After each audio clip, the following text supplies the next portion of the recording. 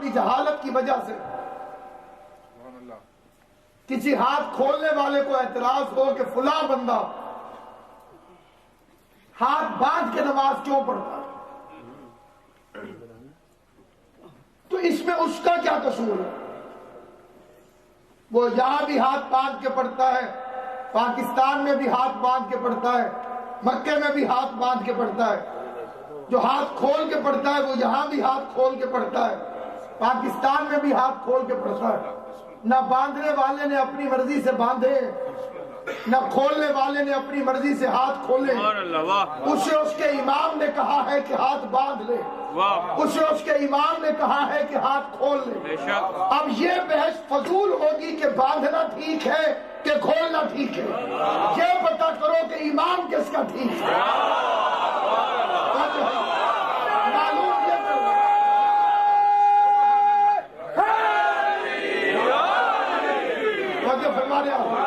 معلوم یہ کرنا پڑے گا کہ امام کس کا ٹھیک ہے، کیونکہ قیامت والے دن اعمال سے پہلے امام تلیں گے، اور جیسا امام ہوگا ویسا ریت کے ساتھ سلوک ہوگا۔ ایک فکرے پر اس بے غیرت ترین دنیا کے ماحول میں بھی جب لوگ مذہبی بے غیرتی کی حد تک پہنچ گئے، پوری دنیا پر نظر دوڑا کے دیکھ لیں، جو نجس زبان ہمیں کافر کہتی ہے وہ ہمارے کسی امام کو کافر نہیں کہتی۔ کوئی ایک کائنات کا مفتی ایسا نہیں جو فتویٰ دے کہ ان کا فلاں امام جنت میں نہیں جائے گا۔ ہمارے کسی ایک امام کے متعلق آج تک کسی کی یہ رائے نہیں کہ ان کا فلاں امام جنت میں نہیں جائے گا۔ تو ہم کتنے فائدے میں رہے، ہمارے ائمہ غیروں کے نزدیک بھی محترم ہیں، بدقسمتی ان کی ہے جن کے اپنے اماموں کی جنتیں مشکوک۔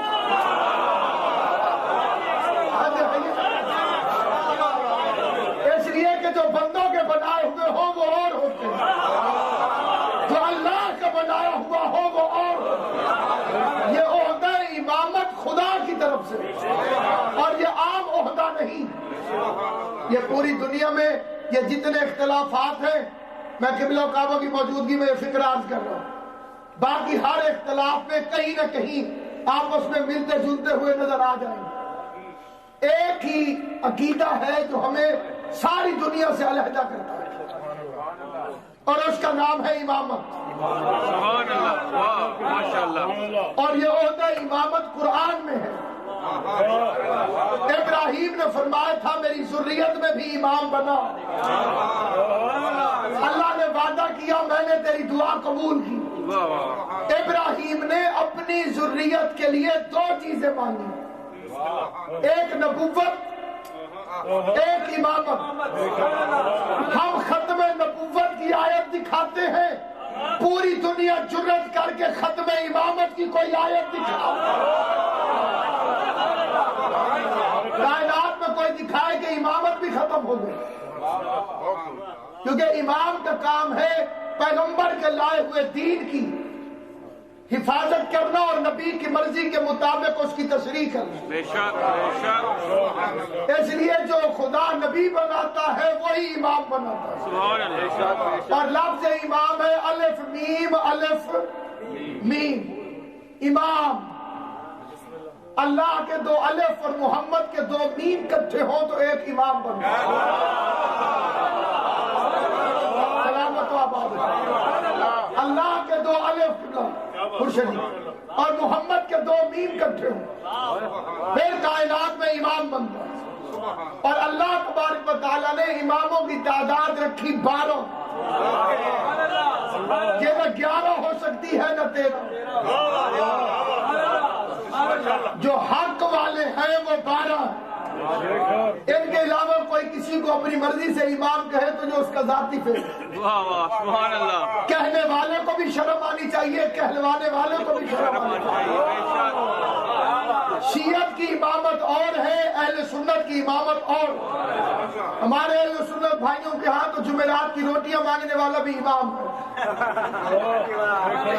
مبلغ اعظم مولانا اسماعیل رحمۃ اللہ علیہ فرماتے تھے کہ میں گزر رہا تھا، ٹانگے پر بیٹھ کے مجلس پڑھنے جا رہا تھا، سامنے ایک مولانا گردن جھکا کے آ رہے تھے، میرے پرانے زمانے کے دوست تھے۔ میں نے ان سے کہا محمد ابراہیم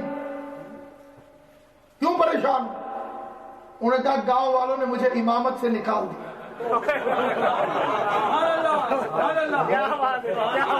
گاؤں والوں نے مجھے امامت سے نکال دیا۔ قبلہ نے فرمایا تم نبوت کا دعویٰ کرو۔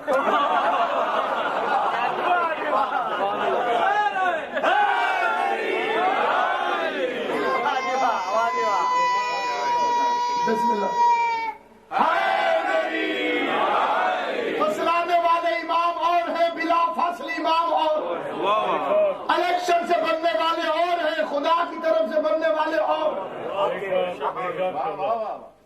اسلام کے ساتھ زیادتی یہ ہوئی کہ ٹیکنیکل عہدوں پر بھی ووٹ ڈال دی،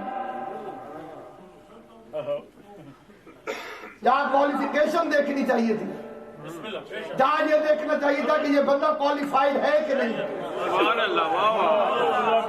آپریشن ڈاکٹر کرتا ہے، عام ڈاکٹر بھی نہیں جو سرجن۔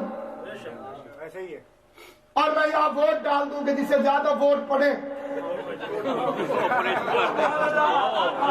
آپ ایک جان ووٹوں والے کے حوالے نہیں کرتے، میں پورا دین کیسے حوالے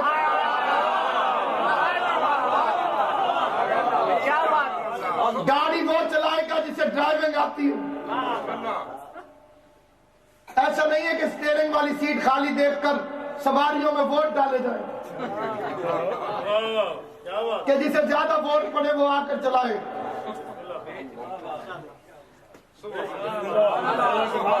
آپ کسی ایسے کو بٹھا دیں گے تو وہ بیچارہ یہی تو کہے گا جب تک سیدھا چلاتا رہوں میرے ساتھ بیٹھے رہنا، اور جب ادھر ادھر ہو جاؤں۔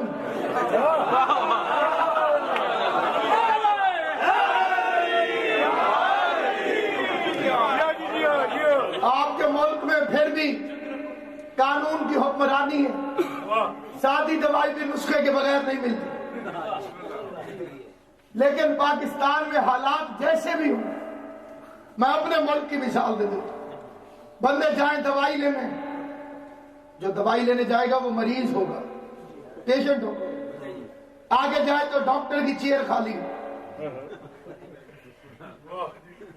اور مریض آپس میں ووٹ ڈال، جو بیچارہ خود علاج کروانے آیا ہو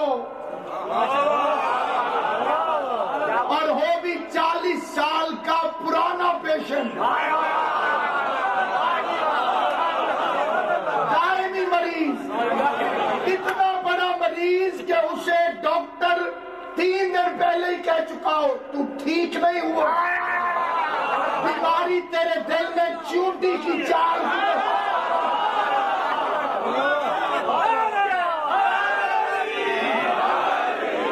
اب اس پر یہ اعتراض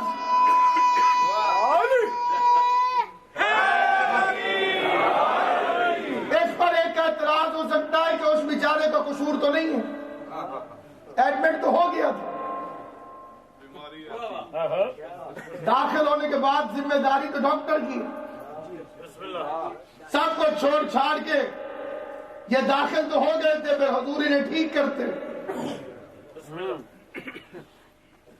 اس میں قصور ڈاکٹر کا نہیں، اس نے اس کا مرض دیکھ کر 2 دوائیاں تجویز کی، انہوں نے کہا ہمیں بس میٹھی دوائی چاہیے، اب ڈاکٹر دے 2 دوائیاں، مریض کہے میں نے 1 کھانی ہے۔ اللہ نے جب بھی ہدایت کی ہے تو وہ دوہرے وسیلے سے کی، کبھی سنگل سے نہیں کی۔ آپ کو دیکھ کے ہدایت ہوتی ہے تو آنکھیں 2 بنیں۔ اب اگر میں کسی مقام پر ضد کر جاؤں مجھے 1 کافی ہے، پاسبل ہے؟ آپ بتائیے، اللہ نے کتنی آئز دی؟ 2 دی، ٹھیک ہے میں ایک بند رکھوں ساری مجھے ایک کافی اللہ نے ہاتھ کتنے دیے اور میں ایک کو یوز ہی نہیں کروں مجھے ایک کافی ٹانگیں اللہ نے کتنی دی چل کے ہدایت ہوتی ہے اور میں اڑی کر جاؤں مجھے ایک کافی سن کے ہدایت ہوتی ہے کان اللہ نے 2 دیے میں ایک کو بند رکھوں سونگ کے ہدایت ہوتی ہے اللہ نے 2 بنائے میں ایک کو بند رکھوں کیونکہ ناک جھوٹ نہیں بولتا کان جھوٹ نہیں بولتا آنکھ جھوٹ نہیں بولتی آنکھ کالے کو کالا دیکھتی ہے گورے کو گورا دیکھتی ہے ناک خوشبو کو خوشبو بتاتا ہے بدبو کو بدبو بتاتا ہے لیکن زبان ہے بڑی چکر باز یہ دیکھے گی کالا سفید بتا سکتی ہے نازک ہے لیکن جھوٹی ہے نازک ہے لیکن جھوٹی اس لیے اللہ نے اسے کہا کہ کنٹرول رکھو اسے باہر نہیں نکلنا چاہیے کیونکہ یہ گھر سے نکل آئے تو جھگڑے کروا دیتی ہے